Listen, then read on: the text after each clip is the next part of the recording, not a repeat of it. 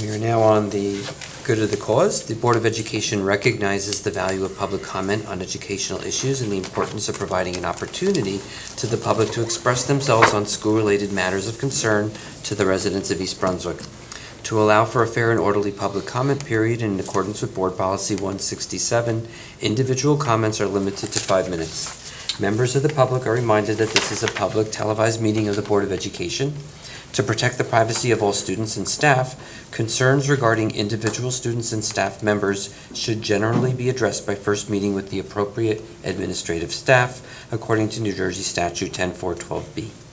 Is there anybody that would like to address the board this evening?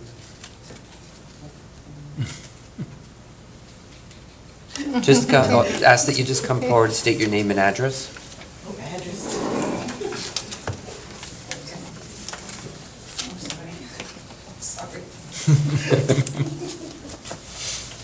Okay, hi, my name is Alita Martin. I live at 638 Old Stage Road, East Brunswick. I'm a township resident, pay those taxes, yes. Okay, I work with the transportation department. I'm a school bus driver, and I would like to talk about the school bus drivers. I thank you for this opportunity to be able to speak on behalf of the school bus drivers. I would like to start to tell you some of the facts that you may or may not know about the driver's responsibilities and the difference between contract buses and the East Brunswick Board of Education buses. About 2 years ago, we had a workshop on how to identify concealed weapons, which was very interesting. They had a man that came on and he had like 50 weapons on him by the time he started taking them all out. We found it very interesting and very helpful. In that scenario, I was at one of the schools and happened to notice 2 children with a concealed weapon. Immediately called the police department and called security of East Brunswick. They immediately came out, assessed the situation, got the 2 boys. Luckily, nobody was hurt. Everything was fine. But it was because of that workshop and because of the training that we received, everything ended up okay and nobody was hurt. In the case of a contractor busser, that scenario would never happen. The contract buses don't pay attention. They just sit, do their job, take the kids home, bring them to school, and that's all they really care about. The second scenario that we had was we were given a seminar on how to determine people's illnesses and sicknesses. I had a girl that had a problem with hurting herself. I noticed that she had marks on her arms and marks on her legs. I brought it to the attention of Joyce in transportation. We got in touch with the counselors at school, and we were able to call her down, identify, and get her the help that she needed, and today she is fine. Again, without that training, I would have never suspected anything. Normally, my procedure when I have the school bus kids come on the bus, I always greet them with a hello, good morning, how are you? And ask them how everything's going. I'm assessing them from the situation that they're standing at the bus stop till the time that they're getting off the bus stop. When they're getting off, goodbye, have a good day. Sometimes before they get off the bus, we have a question and answer period. I ask them a couple of questions. I get them all excited before they get off the bus and ready to go into the school. Those kind of things are going to happen with the contract buses. The East Brunswick bus drivers that you have some of the best drivers. They go beyond the call of duty to help the students, to make sure that every student gets to school safely and in a comfortable situation. Also, one thing that you have to keep in mind is while we're driving the school buses, we have to keep our eyes on the road. As you know, when you're driving, you get cut off, people switching lanes, nobody using blinkers. But with a school bus, nobody wants to be behind the school bus. So they will do everything in their power to get in front of us. If that means they're going to cut us off coming out of a side street, if they're going to go through that red light, that stop sign, yield sign, what does that mean? They're going for it. And we're in a big heavy bus loaded down with 54 children in it, and it's very difficult to stop. But we do the best that we can to make sure that everybody gets where they have to go safely.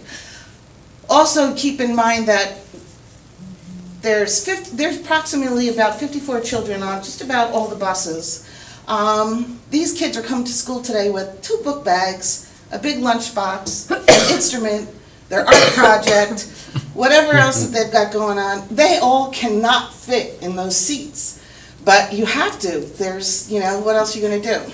So the kids get very moody. They'll start pushing, kicking. And now while we're driving, we have to keep control of this and have everybody sit and behave nicely, and so that everybody can get to school in a comfortable situation. We pretty much have got that mastered, most of us. And and the kids do pretty much get to school safely, and we do work on them all getting along and respecting one another and each other's space. With the contractor, you're not going to get that. We see that all the time. The contractors, they have the children standing on the bus, hanging out of the windows. So your East Brunswick bus drivers that you have, you're very lucky to have most of them that you 1 have. minute. I'm sorry? 1 minute. Breathing is out of the question. Less than Okay. 1 minute.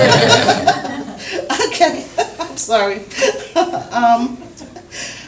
Also, I'd like to just, okay, so we'll pass all that. We only have 1 minute here. Okay. Also, I'd like to include that, I'm not sure if you're aware of some of the out-of-pocket expenses that we have. Our CLD license, our fingerprinting, our physicals, tickets, the fines that the drivers all get are double than what You your have fines would tickets? be. Yeah. You're a driver in East Brunswick and No, you have tickets? if you should get the Oh, tickets, okay. it's all on. If we get a parking ticket, that's on Thank you us. for If that there's something wrong clarification. with the bus, like the back light's not working or something, we get that ticket comes to us. As part of your protocol in the mornings and then at the end of the day, you're supposed to do an inspection of your buses, correct? Correct, Thank but you. that light could go out at any time. Thank you. Okay, I mean, when you leave your house, you look at your lights and they're working, but on the process of you going to work, one of the lights may have gone out, Thank you. right? Okay, but that's all on our expense. But for the past 6 years, bus drivers have not gotten their step increases. Our pay increases have not been there. We are the lowest paid bus drivers in any of the townships around us. Contractor buses make more money than we do. Time.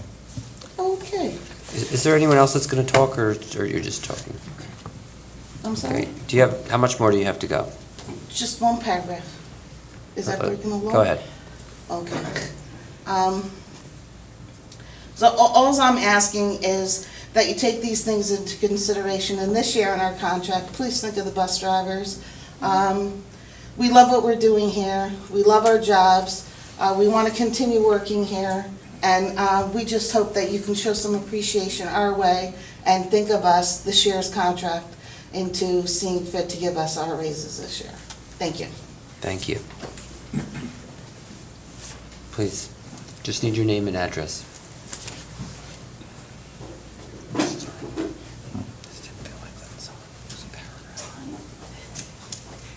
Good night. My name is Jennifer Chiriboga. I live in 39 Main Street, East Brunswick. Take me a lot to be here, and the only reason that I'm here tonight is because I really think that we have some issues. I've been in the board for 8 years, gonna be my 8th year, and we have some issues that being resolved. We don't have a place to stay. Everybody, when you guys go to work, you have a bathroom to go, and you have a lunch when you want to, when you want to eat, you have a place to eat. We don't have that, and I've been hearing, and we've been very patient to wait for the building to be done, and it's not happening. And we've been for a while like that. We have a party to go in the morning when it's 5 below. That is not good.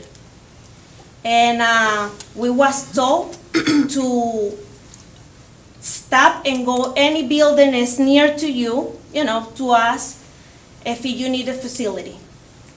And I think we pay enough taxes to have a bathroom to go. And that's one of the issues that we have, and we've been asking for somebody to do something. It was addressed a couple years ago, and we have, the temporary party. We still have it 4 years.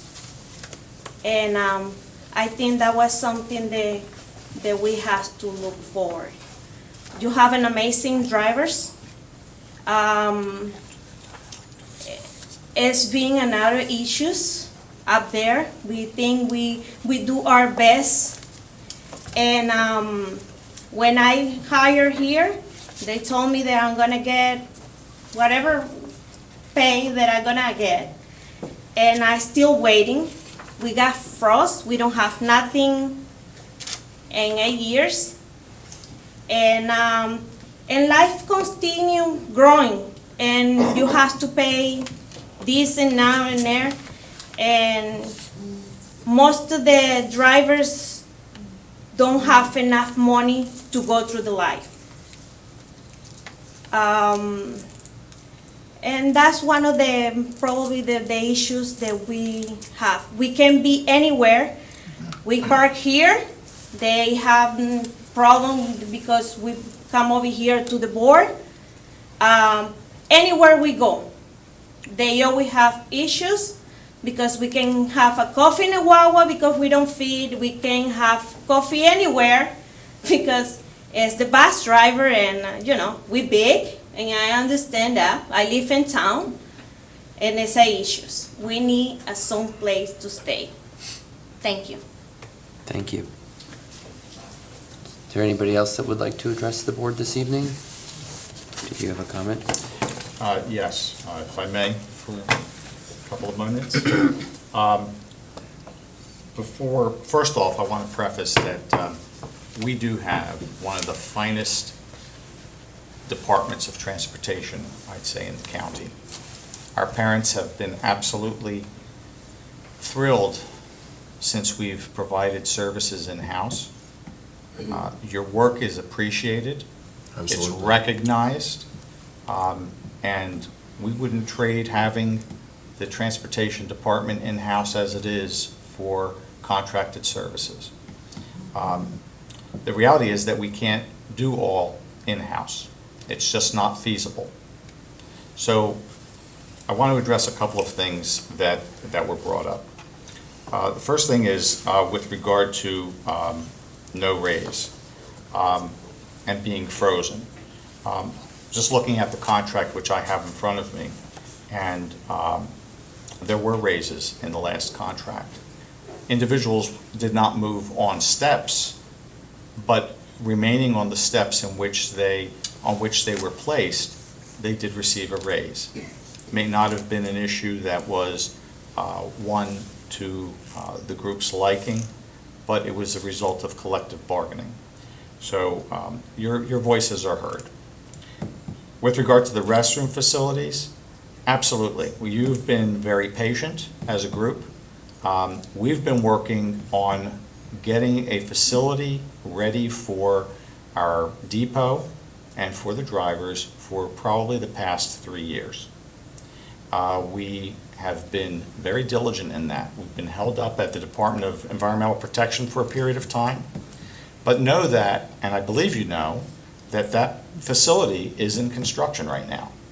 And if you have not seen it, you just need to ride down Edgeboro Road and you will see the parking lot under construction, which we expect to have completed this summer.